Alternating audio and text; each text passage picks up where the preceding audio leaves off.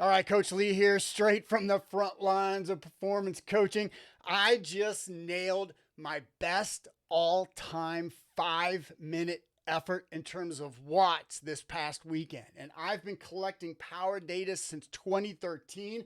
I've been training since 2013. I've been doing 5 minute efforts. I've been testing my 5 minute from 2013, and I'm just able to squeak out a few more watts every single year, which is really super awesome. I want to break all that down. I want to talk about pacing. I want to talk about looking at your history. I want to talk about how you can get your best all-time 5 minute effort. But first, let's talk about Bedrock Gravel Race right here. Columbia Cycling Camp. Bedrock Gravel Race is right here in the heart of Bedford, Virginia. We have a beautiful location venue that we're going to launch from. We got great gravel roads. We got 2 monster climbs. That's July 1st. Then we have Columbia Cycling Camp. Me and Jill Patterson are headed to Columbia at the end of January. We're not sure about those dates, but it definitely will be the end of January. We would love to have you along. And so come on. All right, so back to the 5 minute. Sorry, I nailed my 5 minute. And so the 5 minute, it's an all-out sufferfest, right? There's no one's going to deny that who's ever done a hard 5 minute anything. And so I really wanted motivation. So I live in the mountains of Virginia, but I first started to ride a bike down in South Boston, Virginia in the Piedmont. And so the Piedmont, just giant rollers, very few climbs. You're rarely ever going to see a climb with a 10% grade or 11% grade. Lots of, half-mile rollers. And so there was this one 5 minute climb that has spots that are 11, 10%. And so I wanted to test to see where my 5 minute was. I didn't do a lot of work on that last year. I was more interested in my 2 hour, 3 hour, 4 hour, 5 hour, and 6 hour numbers. But this year I came back and I said, I really want to know where I am at in terms of my short game. Okay. So I'm a slow twitch fiber guy. I love 4, 5, 6 hour efforts. Those are my thing. And so I really wanted the motivation of a Strava segment. I wanted to think about the Strava segment, the strategy, the pacing, all this stuff. I have a long history with that Strava segment. So I wanted to let the Strava segment give me that motivation to rock it out. All right. So here's the actual Strava segment itself. It's called Hummingbird Climb. There's probably only about 40 people. 21 people have done this climb. It's just not something that someone's going to travel from Boulder, Colorado to come try to get the KOM on this thing. And so it's just a bunch of locals that are doing this thing.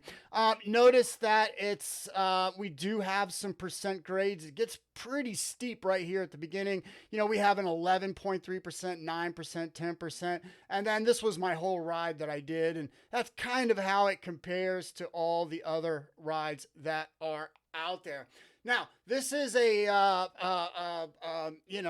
is a really fascinating climb in terms of how are we going to pace it? How are we going to do it? So again, I had a long history with this climb. So I went back and looked at my previous best effort, which was 2020, and actually was a great 5 minute effort on my part in terms of the context of my training data.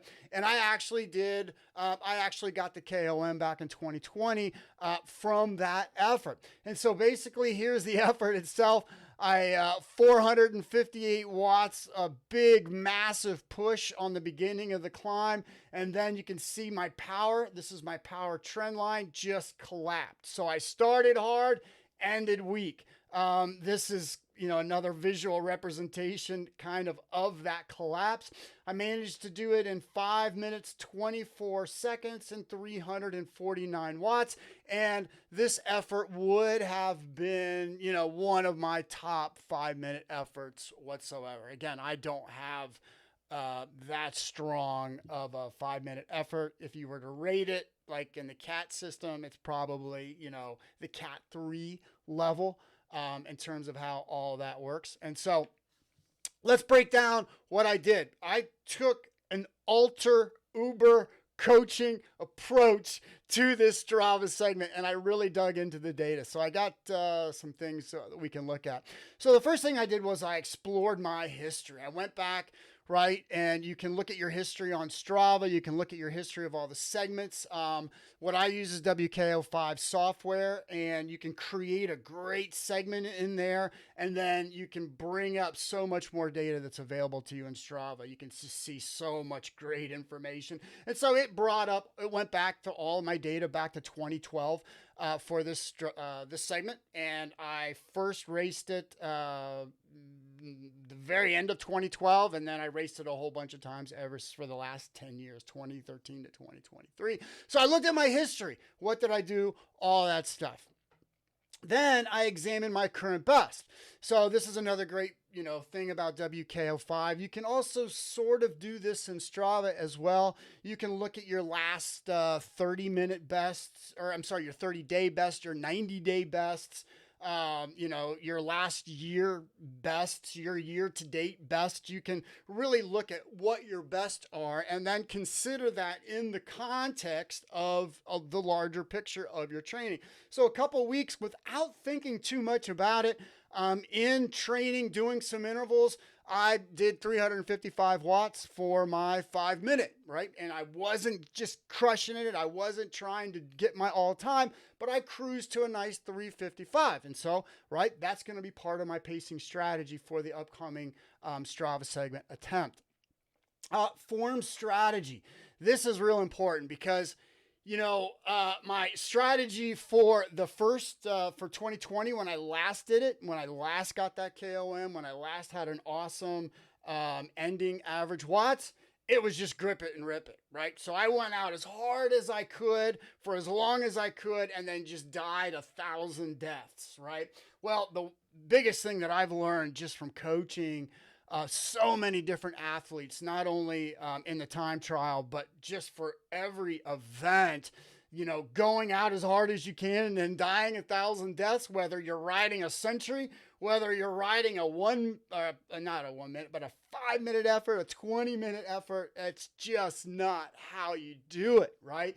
And so, all the data shows empirically, with myself, with my athletes, if, you're doing an Andy Coggan 20-minute FTP test and you've got to nail that 20-minute, it's best to start off a little easier and slower and then end harder and faster. The negative splits, it's called. I'll have a video to a show that I did on negative splits down in the show notes. All right, so form a strategy, right? So this KOM segment, it starts really steep at the bottom and then levels out at the top. The greatest ratio of power to speed, even though you're going 9 miles an hour, 10 miles an hour, is actually at that bottom. And so basically my strategy, I have another video on basic strategy, ways to do strategy, and I'll put that down in the show notes as well. And so I chose what's actually called a U pacing strategy, where you go out hard, but not too hard. Then you settle down and relax, and then you end hard. Okay, so that was the strategy that I chose for this because I wanted to nail the bottom of the climb in those steep grades, but I didn't want to blow myself up. All right. Then what we can do is use the lap button. So I love the lap button. Here's my screen for a 5 minute effort like this. I have my lap time, I have my 3-second power, I have my heart rate, cadence, and I have my lap power. And basically what I'm looking at most is my lap time, my 3-second power, and my lap power. On a 5 minute effort where I'm just doing lots of maximal efforts, I'm really looking at my lap power. So I formed a strategy that that first minute was only going to be average watts of 400. My previous best attempts, the previous attempt, that first minute was up towards 500 watts for that first minute. And I just blew myself up. I went too hard. So I wanted to go hard, but not too hard. So my strategy was the first minute, 400 average watts for that first minute. And then we're going to drop it down to my floor, which was 355, which was my previous best 5 minute. And then I wanted to rest for a couple minutes down at the 355 range and then just gun it as hard as I could for the last 2 to 3 minutes, creating that nice U shape. So how did I do? All right, so 398 watts. This is at 1 minute. I did 398 watts. Then this second section, I settled in 350 watts. Then 389 watts for those last couple of minutes. And this was my previous best attempt, 524, 349 watts. You can see the U right here. Great U shape, right? And so, yeah, I nailed it, right? My overall time was 520 at 374 watts, which is fascinating. So here it's essentially the same weight as I was in 2020.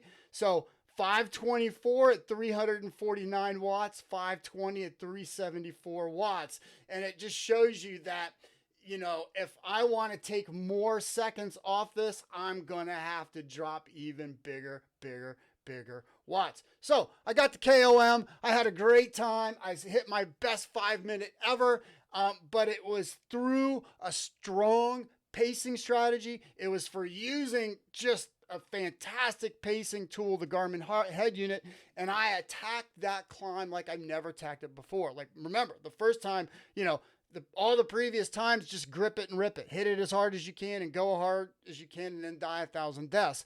But with pacing, I achieved my all-time best 5 minute, and I got the KOM for that Strava segment. All right, everybody, here's my contact information down below. Please reach out if you want to talk about racing Strava, you want to talk about pacing a 5 minute effort, you want to talk about pacing at all, I'm here. Let's do it. Let's rock it out. Thanks, everybody.